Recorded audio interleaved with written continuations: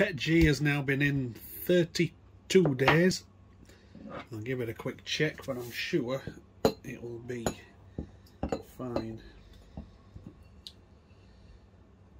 The reason for my video today is the other stuff I've got.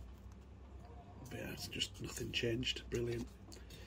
But this one, this is a resin available in about a dozen colours. It's pretty hard to bend there, look at that. That's tough stuff. So first test is we'll see if it's petrol proof. It's not silly money like the other one I tested, 100 quid a litre.